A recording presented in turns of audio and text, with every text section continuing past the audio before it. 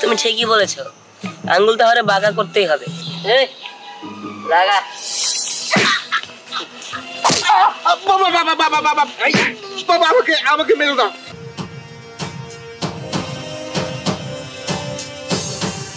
না আমার মারো না, আমি প্রতি সপ্তাহে তোমার করে 10 লাখ করে টাকা দিয়ে আসবো। চাঁদা আমারে দিব না, দিব টাকা রে।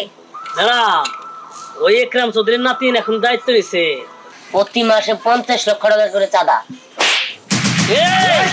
দাদু ভাই আমি তো বয়স হয়ে গেছে, এই এলাকার গডফাদার ছিলাম এই একরাম চৌধুরী, এখন আমি ঠিক মতো পরিচালনা করতে পারছি না। এই চেয়ারে দায়িত্ব আমি তোমাকে দিতে চাই, বুঝছো? তুমি চেয়ারে বসো।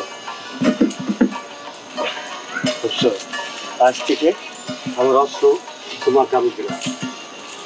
আর কথা হইলো এই চেয়ারে আমার দাদা বসতো, আমার বাপে বসতো, আমিও বসতাম। এই চেয়ারের মান সম্মান তুমি রাখো, আর তোমার সাইডে সোহাগ আর ট্রেনারে বডিগার্ড হিসাবে আমি দিয়ে গেলাম, বুঝছো? আর আজ থেকে সম্পূর্ণ দায়িত্ব তোমার কাছে দিয়ে গেলাম। ঠিক আছে দাদা, তাহলে বলো তোমার প্রথম কাজটা কি? তোমার প্রথম কাজ হলো ওই রনি কন্ট্রাক্টর। কি রনি কন্ট্রাক্টর? ওকে রাখছি ভাই। আরে মোস্তফাকে তো আমি পানি ভরতে বলেছিলাম, এখনো পানি ভরেনি। আর তাছাড়া সুইমিং পুলটা নোংরা হয়ে আছে। কিছুক্ষণ পর আমার ডার্লিং আসবে, ও বলেছে এখানে গোসল করবে। মোস্তফা মোস্তফা মোস্তফা মোস্তফা। হ্যাঁ জি বলেন। আরে এখানে আসো, তুমি ওখানে দাঁড়িয়ে দাঁড়িয়ে কি করছো? তোমাকে না বলেছিলাম সুইমিং পুলটা ভালো করে পরিষ্কার করে এখানে পানি ভরতে। পরিষ্কার করছিলাম, আবার কারেন্ট ছিল না, এদিকে পানি দিতে হবে না, আবার পাতা পড়ছে। কি বললি? পাতা পড়েছে, কারেন্ট নেই, পানি ভরতে পারিসনি? যত সব অজুহাত না। এই রাখেন, মারামারি পরে করেন। এই চাচা জানছে তোমরা এখানে কি চাও? আমরা এনে কি চাই সেটা জানার আগে আমাকে পরিচয় একটু দিয়ে নেন। আমি নাম দিই, আমার নাম দিই। তবে আমি আজকের থেকে গডফাদার। আমার দাদা ছিল গডফাদার একরাম চৌধুরী। একরাম চৌধুরী? একরাম চৌধুরী তোমার কি হয়? একরাম চৌধুরী আমার দাদা, আর আমি হচ্ছি তার একমাত্র উত্তরসূরি। আজ থেকে এই এলাকায় গডফাদার আমি।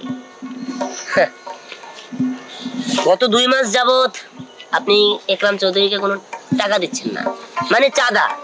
প্রতি মাসে মাসে যে 20 লক্ষ চাঁদা দিতেন, সেটা গত 2 মাস ধরে বন্ধ করে দেওয়ার কারণটা কি? সেটা আমার ইচ্ছা, কারণ আমি চিন্তা করেছি আমি আর কাউকে চাঁদা টাদা দিতে পারবো না। একরাম চৌধুরী কম না। বস, সোজা আঙ্গুলে ঘি উঠবে না, আঙ্গুল বাঁকা করতে হবে। হ্যাঁ তুমি ঠিকই বলেছো, আঙ্গুল তাহলে বাঁকা করতেই হবে। লাগা। বাবা বাবা বাবা বাবা বাবা আমাকে মেরো না। মারবো নাকি? তোরা একদম জানে মেরে। আমাকে জানে মেরো না। তোরা চাঁদা টাকা দিতে পারবো না। আমাকে জানে মেরো না। এই আমি প্রতি মাসে 20 লাখ না 30 লাখ টাকা করে দিব। দরকার পড়লে জিনিয়া ম্যাডামকে আমি কোনো টাকা পয়সা দিব না। কি তুই একরাম চৌধুরীর বাদ দিয়ে জিনিয়ারে টাকা দে? তোরে আমার ভুল হয়ে গেছে, এরপরে আর আমি জিনিয়াকে কোনো টাকা পয়সা দিব না। কিন্তু তোমরা জিনিয়ার ব্যাপারটা একটু দেখো। ওভাবে আমি দেখবো নি, তুই সেগুলো না মাথা ঘামাইস না। 2 মাসে 20 লাখ 20 লাখ 40 লাখ, আর সামনের মাসে 30 লাখ, 70 লাখ টাকা নিয়ে আমার এই জায়গায় যাবি। আচ্ছা ঠিক আছে, আমি টাকা পৌঁছে দিয়ে আসবো। যাক, এই চাপটার মধ্যে বেঁচে গেলাম। এখানে থাকাটা আমার জন্য নিরাপদ না, আমি চাই।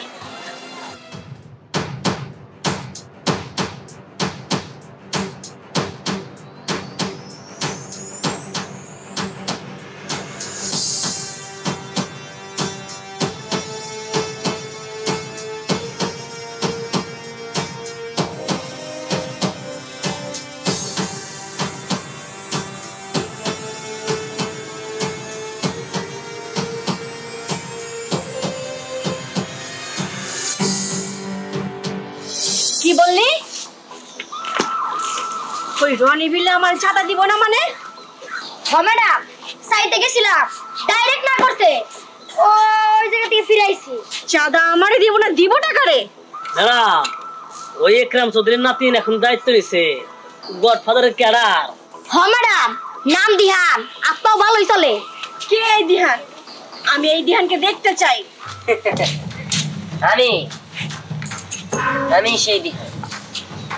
তুই দিহান? আমি দিহান। আমি এলাকার গডফাদার। কি গডফাদার?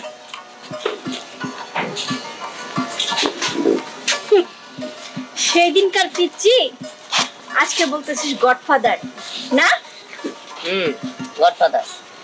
পিচ্ছি টিচ্ছি বুঝি না। তুমি আমাকে প্রতি মাসে 50 লক্ষ টাকা করে চাঁদা দিবে। কি বললে? প্রতি মাসে 50 লক্ষ টাকা করে চাঁদা।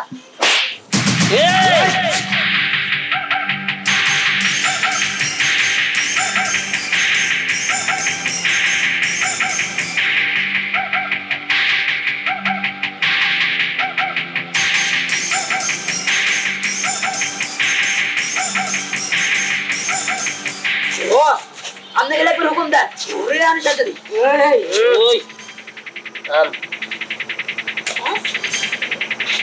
বস, ওরে এখনই সাথে দিই। এই না করছি না, আমার লাগে। ম্যাডাম, ম্যাডাম, এটা কি হইলো? দিহান এত বড় গডফাদার, আপনার গালের মধ্যে কষাটা জোর মারলেন, কিছুই কইলো না, সুর হয়ে গেল গা। ম্যাডাম, কিছু তো একটা আছে। হ্যাঁ, কিছু রহস্য। হবে না, তোরা চুপ করবি? তুই যা এখান থেকে। চল চল।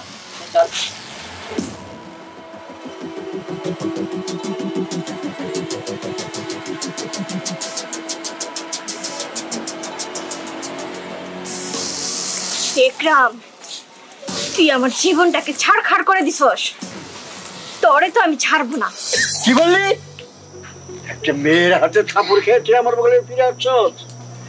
একরাম চৌধুরী ডন, তার নাম বেচা ফেলেছ। আমার মান শোনা সব ধুলাই মিশে দিলি। আমি বুঝছিলাম যে আমার নাতি সিংহ বানাইছি, না আজ আমি বুঝতে পারছি বিলের সিংহ অদম। আমি যা করেছি বেশ করেছি, আর আমি আরো ভয় পাই না। আর কিছু না বলার একটা কারণ আছে। কি সেই কারণ? সব কারণের উত্তর হয় না।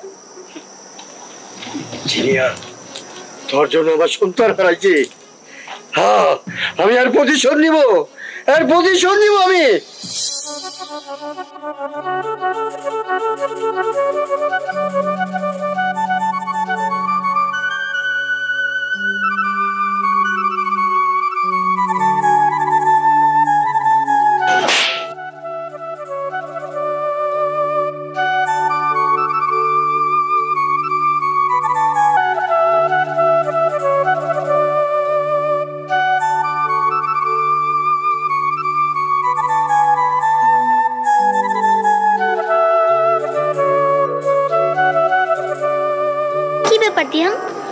তুমি এখানে একা একা বসে আছো, তোমার কি হয়েছে? আমার কি হয়েছে তা আমি নিজেও জানি না, তবে মনটা ভালো নেই। আচ্ছা, তোমাকে একটা কথা জিজ্ঞেস করি। হ্যাঁ করো। তুমি জিনিয়া ম্যাডামের ওখানে যে জিনিয়া ম্যাডাম তোমাকে মারলো, তুমি ওনাকে মারতে যেয়ে থেমে গেল কেন? কেন আমি জানি না, তবে তাকে দেখলে মনে হয় সে আমার অনেকদিনই চেনা। আচ্ছা এরকম কেন হয় তা কি আমাকে বলতে পারো? না বাবা, আমি সব বলতে পারবো না, কারণ মনের ব্যাপার আমি বুঝি না। আচ্ছা বাদ দাও সব। তুমি কি গান জানো? কেন? শুনেছি মন খারাপ থাকলে নাকি গান শুনলে মন ভালো হয়ে যায়, তাই বললাম আর কি। ও হ্যাঁ, তুমি ঠিকই বলেছো, মন খারাপের সময় গান শুনলে মনটা অনেক ভালো লাগে, কিন্তু আমি তো গান পারি না। আমি শুনেছি তুমি নাকি অনেক ভালো গান করো, তুমি গান গাও না? ঠিক আছে, আমি গান গাই। কি গান গাই? কি গান গাই? পেয়েছি।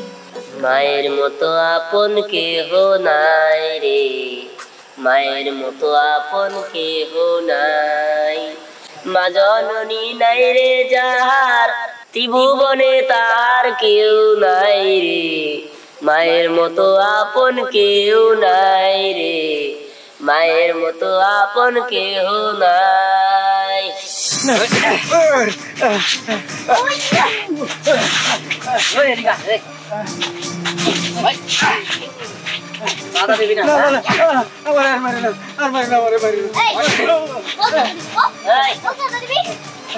দিছি না মানে একদম পুরা করে দিব না আমার মারো না, আমি আমি প্রতি সপ্তাহে তোমার করে 10 লাখ করে টাকা দিয়ে আসবো, আমার মারো না।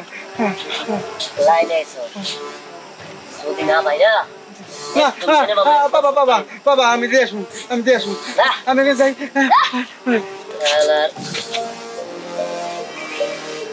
ছাড়া দিবি না না শালা এই শোন ভালো লাগতেছে না তোরা যখন যা দাঁড়াও আমিও তোমার সাথে যাবো।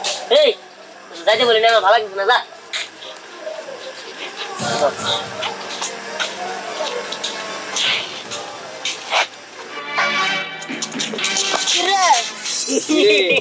তুই বলে গডফাদার আজকে তোরে পাইছি ওই ঘরে ম্যাডামের কাছে নিয়ে যায় ওই ম্যাডামের কাছে নেওয়ার আগে আরে আদা মারা তো করে নিতে হইব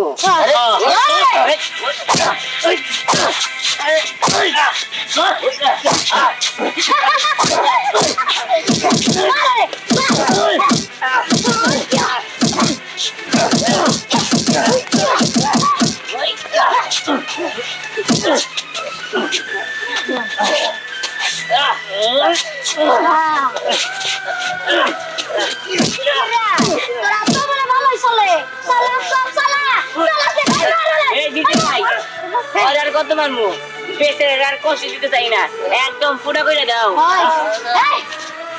কোনো ফুটো হবো না, ম্যাডামের কাছে নিয়ে আসো। চুপ থাক এত বেশি কই মারো না মারো না ম্যাডামের কাছে নিয়ে চল ওই যাওয়ার আগে একটা বুলেট ঢুকাই লিয়ে যাই মার আর কোথায় মারবো মাথায় না বুকে আরে হাতে মার, হাতটা একদম লক করে রাখো। ওকে কেলো ম্যাডাম আমাকে নিজের লোক আপনি মারলেন আর আপনার শত্রু আপনি বাঁচাইলেন কে শত্রু? কে যে কিন্তু ম্যাডাম ও তো আপনার শত্রু, গডফাদার। চুপ, ও আমার শত্রু না, ও আমার সন্তান। তার মানে উনি আপনার ছেলে? হ্যাঁ, ও আমার ছেলে। মা আমার মা আরে বাবা আমি তোর মা, আমি তোর 10 মাস 10 দিন পেটে তুইছি। ছেলে আমার বাবা তোর বাবা নাই, তোর বাবা তোর দাদার লোকজন মাইরে ফেলাইছে। তোর দাদার কারণে আজকে আমাকে এই পথ পয়সা নিতে হয়েছে। কেন জানে? তোর বাপে আমার বিয়ে করার 6 মাস পরে তাগর বাড়িতে নিয়ে গেছিল, কিন্তু তোর দাদা আমার মাইনা নেয় নাই। তারপর তোর বাপে বাড়ি থেকে বের হয়ে চলে গেছিল, আমার নিয়ে আলাদা ছিল, সেখানেও আমাদেরকে শান্তিতে থাকতে দেয় নাই। তারপরে তোর জন্ম হইল, তোর জন্মের পর তোরে আমার বুক থেকে কাইরা নিল। আমি বাধা দিলাম দেখে আমারে খুন করতে চেয়েছিল আমার জায়গায়, সেখানে তোর বাপে খুন হয়ে গেছে। তারপর থেকে আমার এই পথ পয়সা নিতে হয়েছে বাবা। আমার কি দোষ? তার মানে ওই দাদার কারণে আমি তোমার ভালোবাসা থেকে বঞ্চিত হয়েছি, মায়ের হাতের থেকে বঞ্চিত হয়েছি, মায়ের ভালোবাসা থেকে বঞ্চিত হয়েছি শুধুমাত্র এই কাম চৌধুরীর জন্য। ও আমার ভুল বুঝে এতদিন এগুলো করছে, এতদিন তোমার কাছ থেকে আমার দূরে সরে রাখছে। মূল ক্রিমিনাল এতদিন ও আসছিল গডফাদার, আজকের থেকে আমি এলাম গডফাদার। তুমি কোনো চিন্তা করো না, হ্যাঁ আমি ওরা শেষ করে দিব, আমি ওরা বাঁচতে দিব না। ওই দাদু ভাই, বোমা বোমা তোমার কাছে আমি অনেক অন্যায় করছি। বোমা তুমি আমার ক্ষমা করে দাও, তুমি যদি ক্ষমা না করো আমি ওইরাও শান্তি পাব না। দাদু ভাই তুই আমার মাফ করে দে, গুলি কর দাদু ভাই, আমার বাসা থাকতে চাই না দাদু ভাই। বোমা বোমা তুই আমার মাফ করে দে বোমা। আব্বা একটু শান্ত হন, আপনি এইভাবে মাপ চেয়ে আমার ছোট করেন না।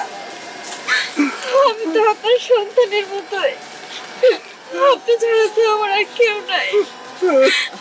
আমি এতদিন পরে যখন আমি আমার ছেলেরে ফিরে পেয়েছি, আমি আর কোনো অশান্তি চাই না।